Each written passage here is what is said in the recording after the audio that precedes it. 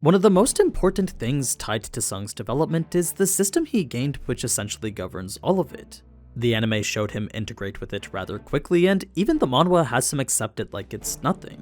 It's in the novels though, where things are a little bit slower, that Sung approaches this system with a bit more caution. He takes his time to discover what it is he's dealing with, then elaborates on what certain aspects of it does for him. So, with episode 1 and 2 being these faithful adaptations of the prologue, it's here in episode 3 where Sung's journey really starts that there's a lot more cut content with both the system and him. It's a lot of details I recommend sticking around to the end for because it paints a clearer picture of who it is Sung wants to be. Stuff I myself didn't even know when I was reading the manhwa. Before we get into all that though, have you ever wanted to make your browser a bit more you? Like anime background and custom widgets complete with uwu sound effects and iconic background music? If the answer is yes, or you didn't even know that was possible, well, now you can with today's sponsor, Opera GX. As the best and most versatile web browser out there, Opera GX provides a lot in the way of customization. With an entire storefront dedicated to free mods, not only can you find your theme from a selection of thousands, but you can also create your own and change pretty much everything. From audio feedback to the wallpaper and color scheme, everything can be changed to the way that you want it. Want a browser fully dedicated to Overlord? Well, there's one right here complete with its own day and night theme, demiurges praise whenever you open a tab, and non-stop background music consisting of all the opening and ending songs. Of course, some of that might get repetitive, so any and all of these can also be disabled individually. Now, in terms of what makes Opera GX just better, there's GX Control, which limits the browser's RAM and CPU usage, sidebar app integrations making your favorite websites and content creators even more accessible, then even a gaming hub highlighting active video game sales and the release of new ones. So, whether you're looking to enhance your PC with optimized browser performance or just want to make it personalized with limitless customization, Opera GX is the best way to do it, and you can do so now just by clicking the download link in the description. But now, let's get back to the video. Episode 3. It's Like a Game, covering chapters 11 to 13 from the manhwa and chapters 8 to 13 from the web novel. I suppose a creative difference between this scene and the one from the novel is the inclusion of a female voice dictating what it was the prompts were telling him. It was a voice in his head not unlike Rimru's, interacting with him as he chose whether or not to become a player. This voice claimed he'd completed a secret quest, then asked repeatedly if he'd accept the proposition being presented to him. The thing about accepting anything from anyone though was that for Sung Jinwoo, who grew up in poverty, he was well aware that there was likely some sort of price associated. If there was one lesson he'd learned in life, it was that nothing in it was free no matter how generous it was. So to him, he knew there'd be some sort of cost, and it was that cost he was considering as he contemplated the offer. For an offer in which the other choice was to simply die though, there wasn't really much to think about once his imminent death was all but confirmed to him. I mean, he could literally see the sword coming closer a millimeter at a time, and behind that were all the weapons from every other statue. So, as Sung thought to himself, why not? The system responded and took that as confirmation. It didn't need him to speak or even say yes, as all it required was an acceptance of any kind. That's when Sung would wake up in a room very familiar to him, and it's here the anime makes one major change with the manhwa. The person alongside Woo Jin-chul wasn't the character we now know as Kang, but instead a less prominent side character I don't think we see much of later. The reason I think they changed it to Kang is because, unlike the random partner Woo had with him, Kang becomes more prominent in one of the later arcs. He's a more major character than the partner from the manhwa, and as such it would make sense to introduce him now so his appearance can seem a bit more relevant later. Now, something to know about Woo's Hunter Surveillance Department is that, as the team in charge of monitoring and keeping hunters in line, they were the strongest out of all the departments. I mean, if your job was to enforce the law to those who could abuse their powers to go above it, then it made sense that you'd have to be just as strong or even stronger than them. It's the very reason this department is the only one filled with high-level hunters. Woo's been an A-rank hunter for just over 6 years now, and it was throughout that time that he felt he'd seen pretty much everything. So when 6 different people recounted something he didn't even know was possible, his entire focus shifted into figuring out how to make sense of it. He had reached out to other guilds and even contacted foreign agencies, but no matter how hard he looked, not a single person had experienced anything remotely close to what Sung described. It was an anomaly that required a bit more out-of-the-box type thinking. So, we saw hints of this during Woo's conversation in the anime, but the full extent of his theory went beyond that of just a reawakening. You see, since the undeniable proof was there that dangerous monsters existed within the gate, the fact none escaped or were even found anywhere inside left the association thinking the only possible answer was that Sung Jinwoo took care of them. Sure, this was definitely an absurd possibility, but the fact it was a possibility made it something that needed to be considered. The association wasn't going to rule out anything yet, especially since this was the only answer that made sense of everything. So, despite it being so incredibly unlikely that Sung Jinwoo did defeat these monsters, the possibility he did by reawakening needed to be checked out anyway. And it was the idea that Sung had become this all-new powerful hunter that left Woo excited to figure out whether he did or not. They didn't really show this in the anime, but there was a genuine excitement to Woo as he waited in anticipation of seeing what Sung had reawakened into. Reason being that after hearing the horror stories of the types of enemies Sung was up against, to defeat them all while also being unconscious was a level of power that could very well go even beyond the S rank. It was a thought that left Woo curious as to the type of power they would be dealing with. That's why in the case this did turn out to be something beyond the S rank, all information about the incident was made confidential. Only those involved would ever get to know about it. They had also placed Sung in a private room to keep things tight, then provided him with the best medical assistance since he was possibly a person of high value now. Woo may have been thinking a bit too ambitious himself though, since the thought of Sung being a nation-level hunter wasn't out of the realm of possibility either. To him, he felt anyone strong enough to deal with a monster capable of disintegrating people could very well be up there at that godly nation rank. This was a league high above the S rank where the hunters within are said to be stronger than even nukes. They were a rare breed of individuals whose might could only be rivaled by each other. Global superpowers that swayed the very authority of entire nations. Less than 10 existed in the entire world, and with Sung possibly being the first from Korea, the very idea made Woo ecstatic. He was reveling in the thought that such a power could be born right here in his country. It was when Woo saw that the number was 10 though that his disappointment was immeasurable and day ruined. In fact, with the average E-rank hunter being between 70 to 100 magic power, the idea Sung had even qualified to be a hunter was, well, laughable. To Woo, it was a genuine miracle that he was even alive right now. Woo had even gone and checked Sung's historical records, and what he found there was even more disappointing than the test he just did. Reason being that in the 4 years Sung had been a hunter for, he had actually grown weaker since his initial power was ranked at 12. From then to now, he had gone from 12 magic power to 10 magic power. Obviously, this was due to getting a fresh reset by the system, but since a margin of 2 was within the range of error for the testing machine, Woo thought nothing of it then left immediately. He neither told Sung what he saw nor answered his questions, but instead just thanked him for his time then walked away, leaving Sung both confused and disappointed. What he thought was going to be the answer to all his problems was instead just a naive dream and hopeless delusion. I mean, aside from feeling really rejuvenated, there was nothing about him that felt inherently different. He could tell just from that he definitely couldn't have defeated those statues, perhaps not even if he did reawaken. Sung would then think about 2 S-rank hunters and wonder if they could do it, but with profiles like theirs being kept largely in secret, the only thing he knew about them was that they were regarded highly. There was nothing else to say for how they fought or how strong they were. Now, before I move on to the next scene with Jinna, to quickly highlight small details from the manhwa, Woo's expressions carried a bit of tiredness, likely to show just how much he's always working. The manometer housed a core costing 1 billion won, and the magic beast it came from was said to be A-ranked. Then, when Woo was recounting what happened to the other survivors, Sung had stopped him right before he got to Kim, which in turn led him to think back on how he abandoned him. This was probably the part Sung regretted the most, since if he was just a little bit stronger, things could have been different. He hated his inability to help out Song, and he hated even more the way Kim justified his selfish desire to leave. One last thing was a thought from Woo, which was an offhanded remark made immediately after Sung's testing. As soon as he saw his ranking was 10, he immediately accepted that trash would always be trash. It was a thought that highlighted the prejudice E-ranks get for being weak, which was more so shown in the anime when Sung was fighting in the dungeons for the first time. This wasn't the only anime original scene we were given though, since the large majority of the episode went to showcase other characters.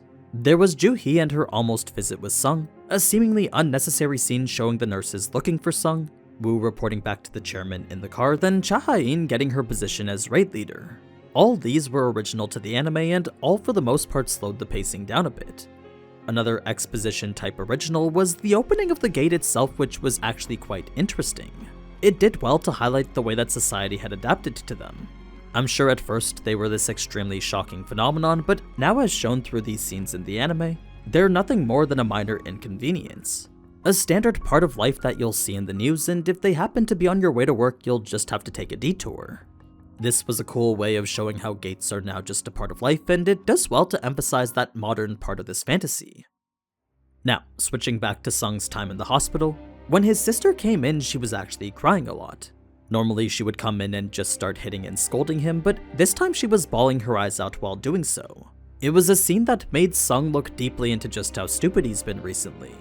After coming close to death so many times before, he couldn't understand why he was so willing to put himself through all of that. So from now on, he knew the most important thing was to come back alive. For a bit more information on Jinna, she was one of the top students at her school now. Before, she was this girl who could never be separated from video games, but after her mother got sick, that's when she became a proper student, studying in hopes of one day becoming a doctor. This brings us now to Sung's initial exposure to the leveling system, which in the novels was surprisingly fleshed out a lot more. Not only were his thoughts a lot more human, but his approach to handling it was a lot more inquisitive. So when he saw the prompts and was trying to make sense of them, his initial thoughts were that this was PTSD or something. He never believed that they were truly there and instead chalked it up to him being crazy. When he traversed the prompts and found the quest, the list of exercises he found inside made him certain that this really was an illusion. I mean, if it really was that easy to make oneself stronger, then a workout like that would be something everyone would be doing. So, what Sung thought this was to him was the product of his intense desire to become stronger. Perhaps his mind was relaying what his body wanted, and the result of such an urge was the screen in front of him. A hallucination fueled by passion. He would then try to ignore it by laying down, but the more time passed and the more he thought to himself, the more he began to feel that maybe he should try it. There was this ramping suspicion that maybe this was the real thing. So, as he got up to give the quest a try, Sung would stretch his arms and proceed to do 100 half-hearted elevated push-ups. They were definitely not the full push-ups the quests intended him to do, but push-ups nonetheless which he felt were satisfactory. Of course, nothing had changed when he finished, and it was that lack of proof which led him to ignore these delusions for good now. Now, it's when we get to the penalty quest in the alternate dimension that a few peculiar things were worth noting about it. The first was the lack of wind in what was clearly an outdoors environment, then the next was the empty sky with literally nothing in it. The sky was black with no sun, moon, or even stars, yet despite zero visible light source whatsoever, Sung could still see clearly as if there was light around him. It was a weird phenomenon that made wherever this was even more strange. The centipedes were described to be taller than a 5-story building, and all in all there were about 7 chasing him. By the time it was over, the nurse and doctor who had come in to help had revealed more about Sung's particular circumstance. Aside from Sung being a person who the Hunter Association requested special care for, the hospital he was sent to was one specifically dedicated to hunters. It was a place in which many hunters met their end. A fate the nurse was far too familiar with, and one she could only hope the same wouldn't be said for Sung. Luckily, he was just on the floor covered in sand, but there was some fresh blood right where his hands were. It was the product of a cut he'd received shortly before, but one that was gone right as the nurse had checked him. Fast forward to after Sung's first completion of his dailies, and a set of active and passive skills could be seen available to him. There was a blank passive at a max level unknown to us, the Unyielding Spirit passive decreasing all damage received when below 30%, then the Sprint active increasing movement speed at a cost of 1 mana per minute. The unknown passive was something there from the very beginning, but the other 2 were gained while running away from the centipedes. So in this new system that's operated just like a video game, it seems skills are gained by doing repetitive actions meeting a certain criteria. It's not stated in the anime just how invaluable such an ability is, but to put into context why it is, skills can't ever be gained by normal hunters. Whatever skills they receive upon their awakening are the skills they're stuck with unless they have a reawakening. The only way a hunter could ever learn a new skill without one is through the use of runestones found only by the slaying of magical beasts. So on the rare occasions when an A or S rank monster is killed, a runestone will sometimes drop, which could then be used to imbue a hunter with a new skill. The runestones often vary in the skills they imbue, but depending on whether it's a good or bad one, they could be sold at auction for either hundreds of thousands or millions. In fact, The last runestone Sung could remember being sold was a rare healing one that taught the ability to restore any injury. Such a skill had caught the eye of an anonymous foreign S-rank hunter, and it was them who had bought it for their entire wallet of 52 million. So if such a skill could be worth that much, the value of all these lesser ones was to him unfathomable. Sure, Sprint and Unyielding Spirit may not be worth billions, but they were definitely useful even with their high mana cost.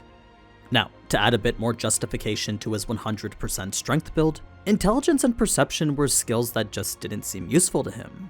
Since he knew he was a fighter-type hunter, to him what he needed most was Strength, Agility, and Vitality.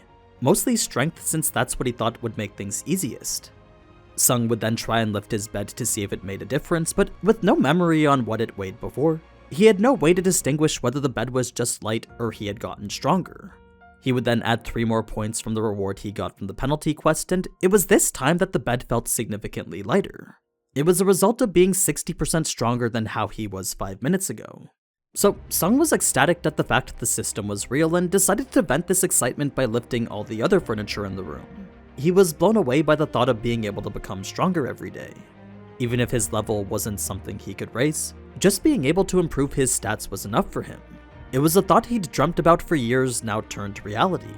One he knew everyone was always laughing at him for, yet one that was now possible despite all that adversity.